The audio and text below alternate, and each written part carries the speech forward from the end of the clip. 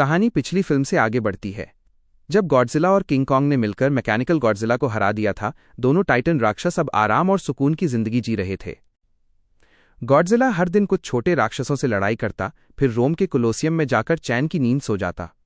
वहीं पृथ्वी के केंद्र हॉलो अर्थ में रहने वाला किंग कॉन्ग कभी कभी कुछ नादान जानवरों से भिड़ जाता, लेकिन वे सब उसके सामने टिक नहीं पाते।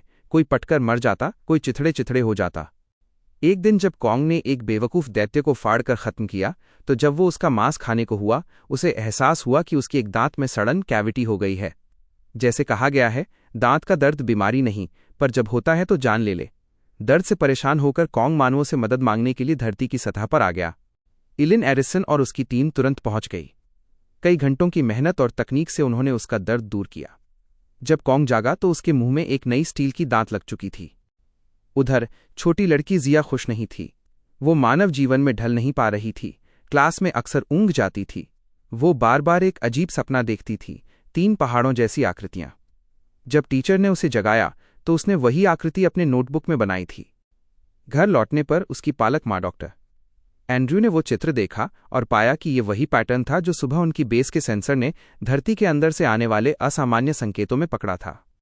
जिया को फिर वही धरती के केंद्र से बुलावा महसूस हुआ। एंड्रयू ने खतरे को समझा और वैज्ञानिक बर्नी काला आदमी को बुलाया। उसी समय खबर आई, गॉडजिला जाग गया है। यह दैत्य तभी जागता है जब कोई बड़ी तबाही आने वाली हो। बर्नी ने शोध के बाद निष्कर्ष निकाला कि यह सिग्नल एक SOS है, धरती के भीतर कोई मदद मांग रहा है। फिर एरिसन, एंड्रयू, बर्नी और जिया किंग कॉन्ग के पीछे पीछे धरती के केंद्र की रहस्यमय दुनिया में प्रवेश कर गए। जैसे ही वे रंग बिरंगे सुरंगों से गुजरे, हर कोई मानो किसी नशे में झूमने लगा। चारों ओर चमकती रोशनी, गुरुत्वाकर्षण का खेल और हॉलो अर्थ की सुंदरता। पर तभी उनके चारों ओर पीले काले रंग के उड़ने वाले जीव आ गए। वे हमला नहीं करते थे, पर अपने क्षेत्र की रक्षा में बिजली जैसी चमक से हमला करते थे। पायलट ने तुरंत जहाज का रंग बदलकर उन्हें चकमा दे दिया। उधर गॉडजिला फ्रांस पहुंच चुका था। एक न्यूक्लियर पावर प्लांट पर हमला कर उसकी सारी ऊर्जा सोख ली थी। वो बड़ी लड़ाई की तैयारी कर रहा था। सैन्य बलों ने उसे रोकने की कोशिश की, लेकिन गॉडजिला ने अपने विस्फोटक ऊर्जा से सभी लड़ाकू विमानों को ध्वस्त कर दिया। इस बीच जिया की टीम धरती के केंद्र के बेस पर पहुंची, लेकिन वहां सिर्फ खंडहर और एक विशाल लाल हथेली का निशान था। इससे साफ था, एक नया राक्षस आने वाला है। किंग कॉन्ग जब अपने ठिकाने लौटा तो अचानक गर्जना की आवाज आई। वो अपनी कुल्हाड़ी लेकर खाई के किनारे पहुंचा और नीचे झांककर कूद गया। गहराई में उसे हड्डियों का पहाड़ मिला, अपने ही जैसे कई मरे हुए दैत्य। वहीं धुंध में एक विशाल छाया उभरी। कॉन्ग ने युद्ध की तैयारी की, पर पास आने पर देखा वो एक छोटा बंदर था। कॉन्ग ने शांति से हाथ बढ़ाया, पर छोटे बंदर ने उसकी उंगली काट ली। तभी कई गंजे बंदर झाड़ियों से निकल पड़े और सबने मिलकर कॉन्ग पर हमला कर दिया।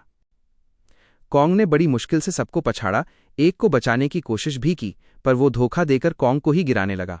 गुस्से में कॉन्ग ने उसे लात मारकर खाई में फेंक दिया। बाकी बंदर डरकर भागे, पर कॉन्ग ने आखिरी को पकड़ लिया, वही लाल बालों वाला छोटा बंदर। उससे कहा, मुझे अपने राजा के पास ले चल। वो चालाक था, कॉन्ग को नदी तक ले गया, जहां उसने सोचा पानी का राक्षस कॉन्ग को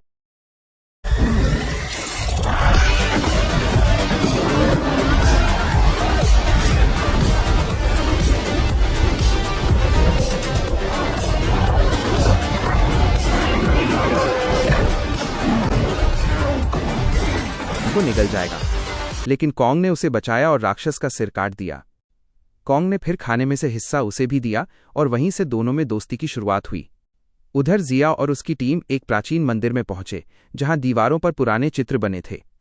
उन्होंने एक गुप्त यंत्र दबाया, फर्श से जलधारा फूटी और दीवार खुल गई। अंदर जिया के पूर्वजों की सभ्यता थी, जो टेलीपैथी से बात करते थे। वहीं एक बुजुर्ग प्रमुख ने उन्हें टाइटन जीवों की उत्पत्ति की कथा सुनाई। कभी धरती के भीतर और बाहर के जीव साथ रहते थे। तभी एक दुष्ट शक्ति ने संतुलन बिगाड़ा। वो था स्कार किंग डाओबोवांग, एक निर्दयी बंदर राजा जिसने धरती की सतह को जीतने की कोशिश की। उसे रोकने आया गॉडजिला का पूर्वज, जिसने उसे आग की भूमि में कैद कर दिया था। कॉन्ग जब स्कार किंग के क्षेत्र में पहुंचा तो देखा सारे बंदर दास बनाकर पत्थर ढो रहे हैं। वो क्रोधित हो उठा और गार्डों से भिड़ गया। तभी स्कार किंग खुद सामने आया। लड़ाई से पहले उसने उस लाल बंदर को सजा देने की सोची, पर एक बुजुर्ग ने उसे बचाने की कोशिश की। स्कार किंग ने उसे लावा में फेंक दिया। कॉन्ग भड़क उठा और युद्ध शुरू हुआ।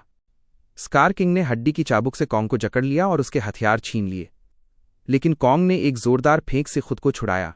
तभी स्कार किंग ने अपनी अंतिम चाल चली, ब्लड डेमन की शक्ति बुलाकर कॉन्ग के हाथ को बर्फ में जमा दिया। जिया ने उसे भागने को कहा और कॉन्ग जान बचाकर बाहर निकला। उधर गॉडजिला अब स्पेन के समुद्र में पहुंच चुका था, जहां उसने समुद्री ड्रैगन टियामाट से लड़ाई की। उसने उसकी पूंछ काट दी और उसके चाव एक्सुई से ऊर्जा सोख ली। अब उसका शरीर गुलाबी रोशनी में चमक रहा था, शक्ति 20 गुना बढ़ चुकी थी। कॉन्ग जब जिया के कबीले तक लौटा तो वो जमीन पर गिर पड़ा, थका, घायल पर जिंदा।